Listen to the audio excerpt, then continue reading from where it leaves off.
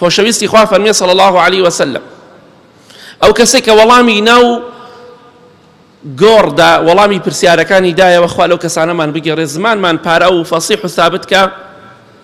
پێغەمبەری خوا فەرمێ صلی الله علیه وسلم ئەو ئینسانە هەر ئەوەندەوتی ئەڵڵا پەروەردگارمە ئیسلام دینمە محەممەد پێغەمبەرمە صلی الله علیه وسلم پێغەمبەری خوا فەرمێ صلی الله علیه وسلم دەرگایەکی لە بەهەشتەوە بۆ دەکرێتەوە بەهەشتی پیشان ئەدرێت ئەو شوێنەی کە شوێنی خۆیەتی قەسر و ڤێلاکان خێزانەکانی خزمەتکارەکانی ئەو ڕووباروکانیاوەکانی دار و دارستانەکانی باخەکانی هەمووی پیشان ئەدرێ پێی دەوترێ فڵان کەس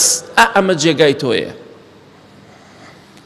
ئەمە خوای گەورە بۆ تۆی ئامادە کردو ئەم هەموو مولکە هەمووی مولکی تۆیە یعنی هێشتا خەڵکی سوار سیارە نەبووە خەڵکی بە تەواوەتی نەگەڕاوەتەوە بۆ ماڵ ئەو کەسێک کە بەهەشتی بێخوا لەو کەسانەمان بگێڕێ یەکسەر جێگای خۆی لە بەهەشتا پیشانەدەن دەرگاکانی بەهەشتی بۆ دەکرێتەوە لەو دەرگای بەهەشتەوە تەماشای جێگای خۆی دەکات کە خوا بۆی ئامادە کردووە چونکە لە دنیادا خۆی بۆ ئامادە کرد بۆی خوای گەورە بۆی ئامادە کردووە بەڵام تۆ هەر نوێژ نەکەیت و بڵێ خوا بەڕەحمە و ڕۆژوو نەگری بڵێ خوا بەڕەحمە و زینا و خراپەکاریکەی بڵێ خوا بەڕەحمە دڵنیا بە خوای گەورە بەرامبەر بە تۆ بەڕەحم نابێت چونکە تۆ شایستەی ئەوە نیت پێغەمبەری خوا فەرمێ صلی الله علیه وسلم دڵی زۆر خۆش ئەبێت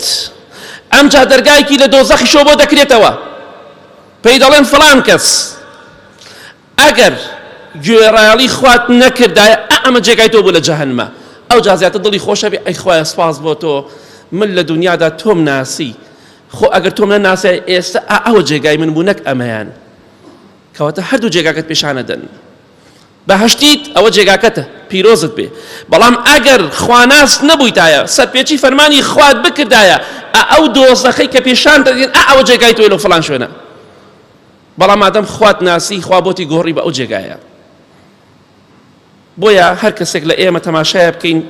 بزانین چیمان بۆ قیامەت ئامادە کردووە یا لەیتەنی قەدەمت لحەیاتی چونکە هەمومان دەڵێن خۆزگایە زیاترمان بۆ قیامەت ئامادە بکردایە کەواتە خۆتمان دووکە تەنها مانگی ڕەمەزان کیفایەت نییە بۆ قیامەتی تۆ خۆتمان دووکە لە یانزە مانگەی تریشدا تەقوای خوا بکە لە خوا بترسە خۆت ئامادەکە بۆ قیامەتی خۆت هەر کەسێک لە ئێوە با تەماشا بکات ئەمە وەسیەتی خوایە ئامۆژگاری خوای گەورە و میهرەبانە